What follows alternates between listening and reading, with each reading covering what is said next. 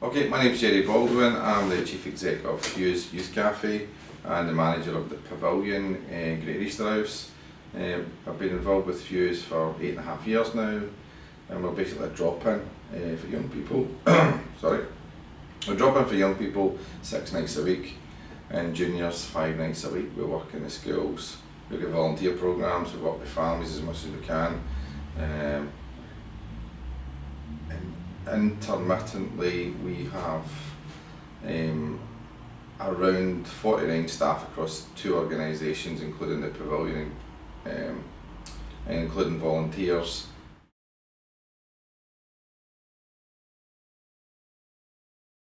I think it's massively important. At a real basic level, history has taught us that without diversionary activities, young people make up their own stuff, and it's never usually that positive. But a good youth organisation has a good drop-in facility where they come in and hang about with their friends or make new friends. There's development opportunities on the back of that, perhaps volunteering that enhances their CV, perhaps educational opportunities, but definitely opportunities for life skills. The kind of things that schools don't have, sometimes expertise, but certainly sometimes just time, basic time. There's attainment in life that you need, but there's the middle person, which is who shows me what to do as a person. Your parents can deal with so much, but there's an opportunity for good youth work to show young people the basics in life, how we get a national insurance number, sometimes where the sexual health clinic is, basic advice that perhaps is not readily available.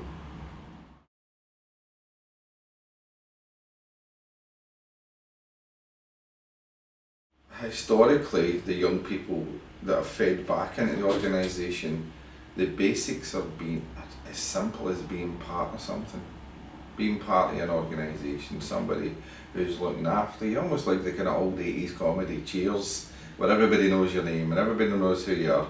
The good points, the bad points, they know you. The getting to know the staff, the opening hours, the opportunity to be involved in volunteering, just being part of something. If you're a volunteer, we're looking out for you as well. So just being somebody else who cares about you. Arguably, maybe not equally, but they certainly have to be there. Our recent experience and the rise and popularity of social media has meant that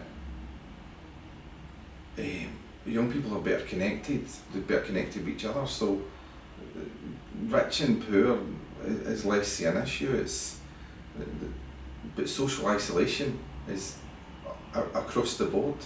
And the young people that have been part of this organisation and who have grown with the team and who have really prospered have been people who have generally had 6,000 friends on Facebook but are in the house. Being part of Hughes or Pavillion has meant they're connected. So I would say we need youth organisations, and we don't distinguish on wage slips here. If young people have got issues, they've got issues.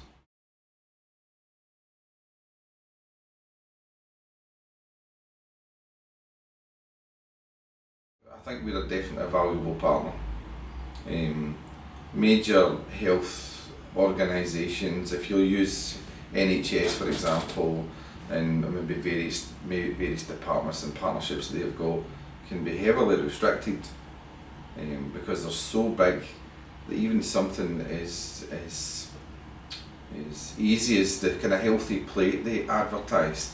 Now, by the time that gets to the frontline staff kind of know that there's lots of issues with the healthy plate, but to pass that back down the line of management to get that change could take a few years.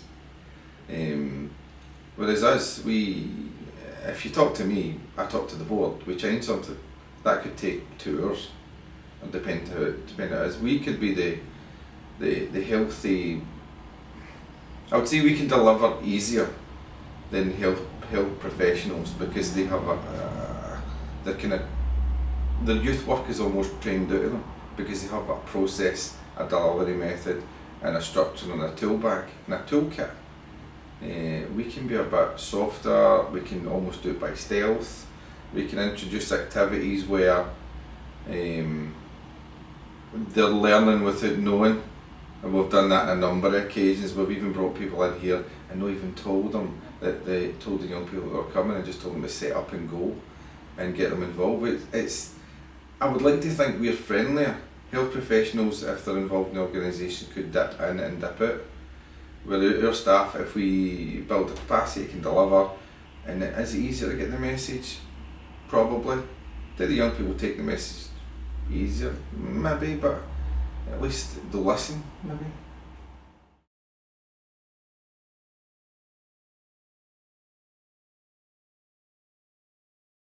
I love this conversation. I love this question because, and the short answer is no.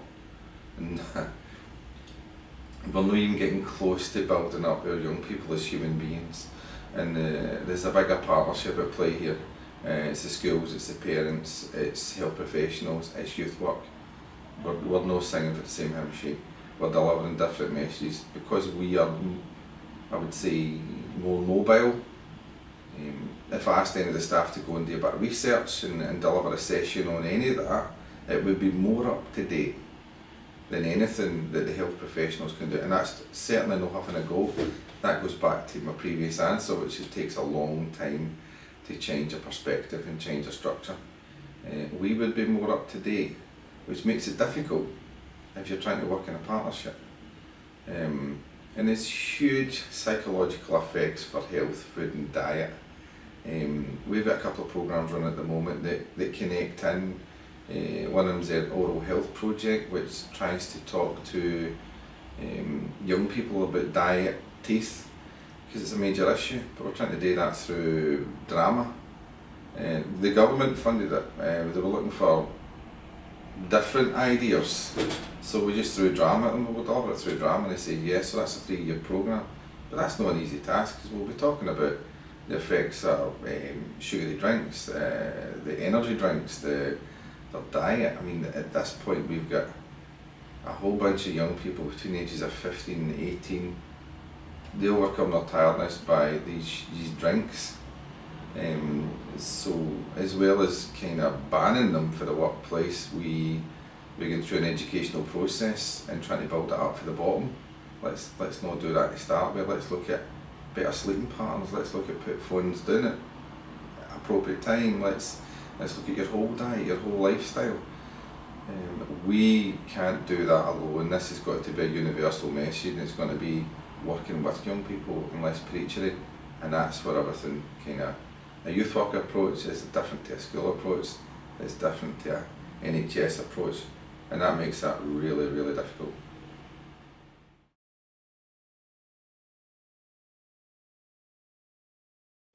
For both organisations, the plans are, the dream is to become self-sustaining and rely less on grants. It's always really a dream, because there's, for an organisation that delivers in the community, in a lot of community settings, that's not a product. That's got to be supported while we're dealing with our support, looking to support the other people even delivering programmes for the issues like healthy eating, like oral health, like volunteering programmes, like we've got a part-time mental health youth worker in Pavillion, which is about to start, which will work on just group work with young people, looking at mental health and the subjects surrounding that, and kind of focusing on social media.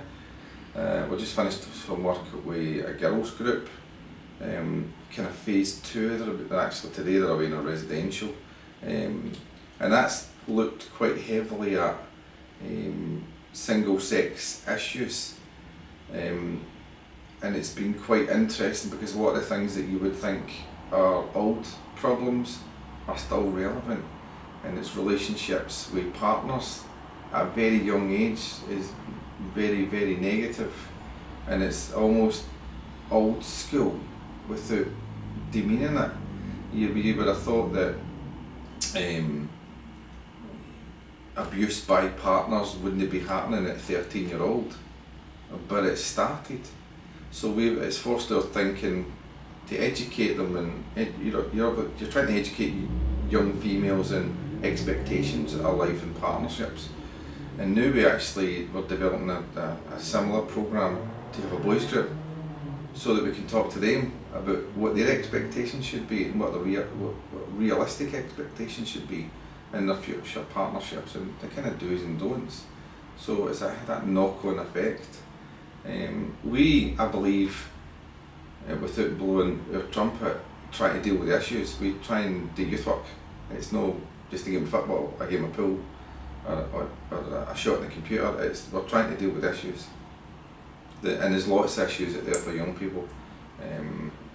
We're open a lot of nights between the two organisations. In fact, I've just done a head count for the board there.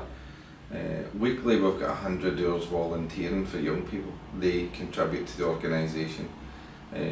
Staff hours per month, there's over 2,000 hours supporting the staff, which means it's a hefty wage bill and there's a lot to be done, but I believe the outcomes reflect how much staff we've got. We've got 3 farm engagement programmes, we've got 6 drop-in sessions per day. We deliver it to 150 kids per day, and over 150 per session in the schools. To me, that's a lot, and the outcomes that we get back for it, and the feedback we get back, words like life-changing, we get words like, we've actually got, because it's part 2, the girls group that I mentioned, we've actually got girls from part 1 mentoring in part 2 and happy to support. It just feels like a team. We got one volunteer who would never leave the house. Her mother complains she's never in the house because she's always at Fuse, which is a great problem, because it gives her somewhere to go and she feels part of something.